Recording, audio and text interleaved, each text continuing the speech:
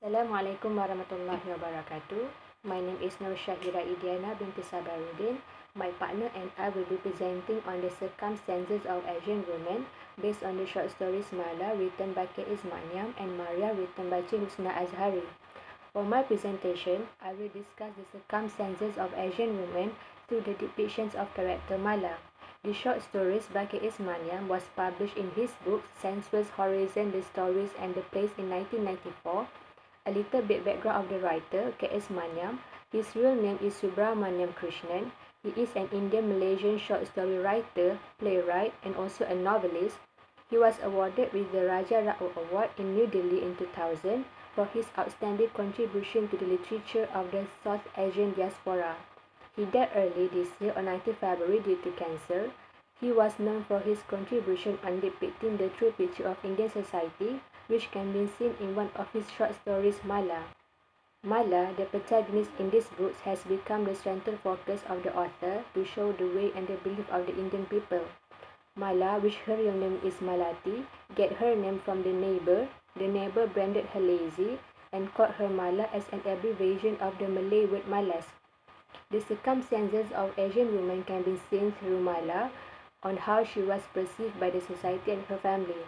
When she failed her examination, her family treatments towards her changed. Her family literally gave her silent treatment, which tormented her mental. By being a girl, she is haunted by this stereotypical assumption from the way she behaves and dresses. In one of the incidents mentioned, when Mala sit at the doorway and the breeze stirred up her skirt, showed her tights and calves, and the neighbor thought she purposely wanted to show her legs to the world. This incident makes her mother so angry, and she was tormented with this ritual when her mother dragged her to the bathroom and kept on splash and pour pail after pail of water on her until she felt numb. And later, her mother branded her forehead with the scrape of the holy ash. This kind of ritual has mentally tortured Mala because she is punished for the things she is not purposely do. Her family basically treat her like she was shame to the family. After this incident, Mala went to clear her mines under the mango trees, and once again the neighbor insulted her and called her mad for standing like a ghost under the tree. Mala becomes the thought among the neighbor, and the neighbor even make a sexually remarks about her breast by saying mangoes are ripening. Keep them covered with sackings, hence marriage out. They literally put the blame on Mala like she purposely wanted to become the center of attraction. I think by being a woman, especially in Asian, has limited the things that the girl can do, and the women basically are judged on the way they dress and the way they behave.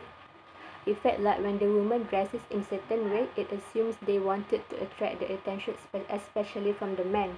The women are put the blame on the things they are not intended to do. When Mala's mother was angry because Mala went to see Suzy and she said she will burn Mala's legs and said Mala has brought the shame to the family, indicate how women cannot behave in certain way because they think they might bring the shame to the family. Maniam highlight in this book the cultural ritual that may happen in the Indian family, which can be seen when Mala's family called the priest to come, and the priest actually said that the dead come freely in the house. Later, they conduct a ritual which centered on Mala's, as in she is the only one who causes and brought the evil spirit in the house. It is interesting to know that how Mala's two brothers are never the one who bring the shame to the family, as in Mala alone is the only one who are problematic. It seems that Mala's family wanted to get rid of her from the house by planning to marry her off. When the man comes to ask for marriage from Mala's fathers, they insulted her for not being inadequate enough to be a wife. When Mala's father said Mala have been gone to school, the man even insulted her by saying even a donkey can be led by the neck to school. The widower also comes to ask for marriage, but his intention to marry Mala because he is need someone to take care of his children, and said Mala needs someone like him to tame her. Mala is humiliated by all those insults, and she even thought about suicide. I think the circumstances of being Asian woman when it comes to marriage is that the woman must have certain qualities that allow them to be eligible enough to get married. At the end of it, Mala has decided to take the shame out of family by deciding to marry Sankar, even though her family do not approve the marriage.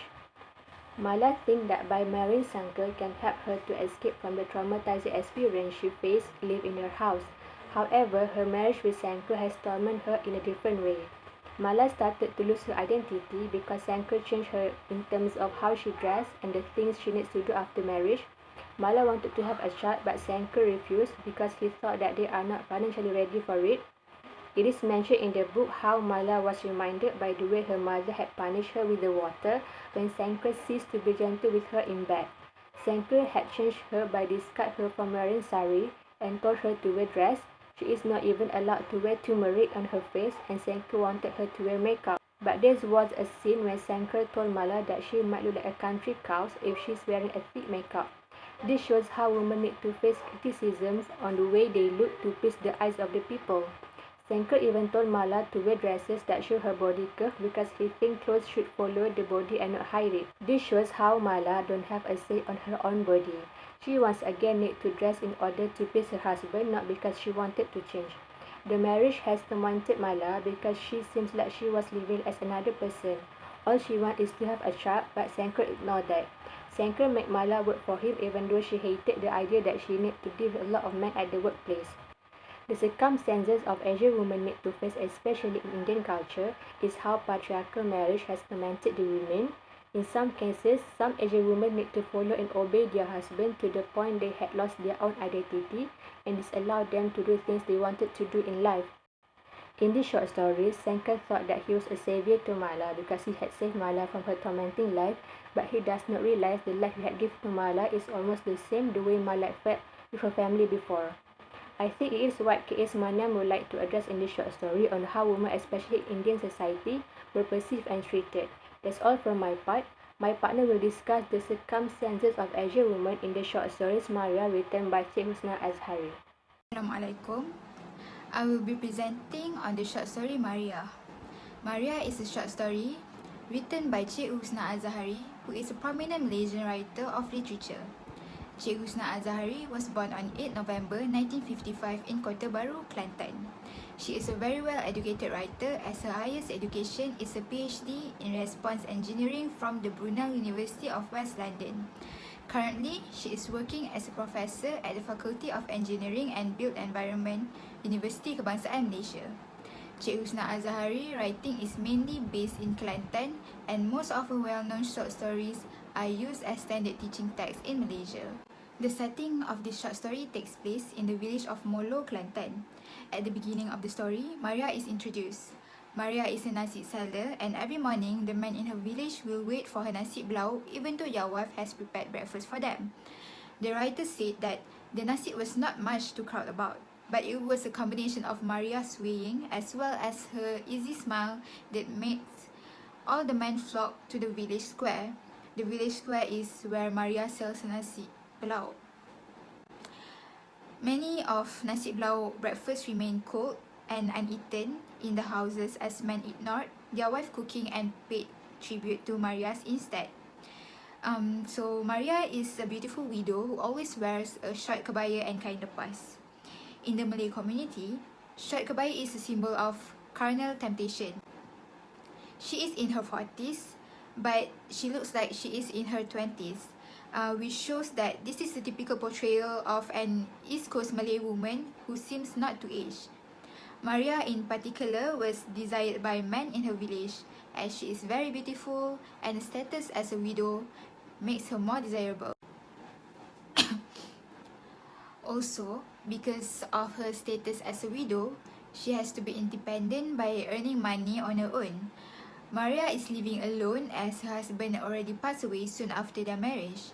She earns money to support her life by selling nasi. Besides that, she is not a religious person as she is untutored in religion since she was a child. Because of this, even though a lot of men ask her hand for marriage, she declines.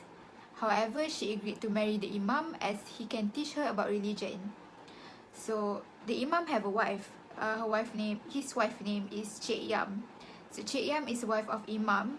She is characterized as a perfect wife based on the sentence, the imam looked at his wife with obvious pride. Mariah also compared herself with Cik Yam because she always wears short kebaya while Cik Yam wears jubah. Women are also expected to know how to cook based on the statement that Cik Yam's cooking is way better than Mariah. Why would Pak Imam have his favourite nasi blau there? Besides that, Cik Yam also wonders at one point about her life. She is a role model housewife Why does such thing happen to her and does not happen to Cik Guna, who does not know how to cook, which is to her seems unfair? Besides that, women in Asian community, they are always envy of each other. In this story, for example, Cik Gunap accuses Mariah of antagonizing the men in the village, including the Imam, Cik Yam's husband. Cik Gunap also claimed that Mariah put something in her nasi to make the men hell-bent on eating breakfast at her place, but Cik Yam does not believe her. The main character in this story is the Imam. The Imam is a pious man and a friend of Cik Guleh, which is Cik Gunap's husband. He was conducting kuliah, performing prayers and even paying courtesy calls on the Sheikh's behalf. Women are always expected to bear children. Even though Cik Yam is a role model housewife, she is childless and that makes her seem less perfect. Cik Yam agreed to the second marriage of her husband because she loved him and did not want him to be sad. She did not prevent Pak Imam to marry Mariah, the nasi lauk seller. At first, when Pak Imam tells Cik Yam that he wants to get married to another one, she gets upset. The Imam loses out to his lust when he marries Mariah, not to protect her as a widow, as the Prophet had done when he marries widows. The Imam married Mariah to fulfill his sexual desire. In this story, the issue of polygamy is not a big issue. However, the issue becomes important in this story when it's about Cik Yam's decision, whether she wants to give permission or not to let the polygamy between herself and Mariah happens. Besides, the story brings forward the theme of treatment of women and polygamy. The treatment of women is criticized throughout the character of the Imam, Cik Yams and Mariah. Mariah is not at fault for breaking up Cik Yam's marriage. Despite her appearance, she is not portrayed as the villain in the story. She is equally a victim, just as Cik Yam is. The author criticized the men and their attitude and how men easily marries another just to fulfill their desire. In conclusion, women face a lot of expectation and circumstances in their daily life. Women in Asia especially are expected to dress up modestly for their dignity to be respected. If not, they will be looked and desired by men just because of how they look and dress up. A woman's status should not be something that is looked up upon by men. We can see that in Asia, women are usually looked down by men. They are seen as weak and dependable on men to help them. As an example, when Mariah marries Pak Imam because she believes that he could guide her to become a better Muslim, when she can actually put an effort to learn about Islam by herself. Besides that, women should empower each other instead of bringing each other down. It is one way to make other women feel good and confident in their own skin. We should start to teach women to love themselves, be independent, and know their worth. That is all from me. Thank you.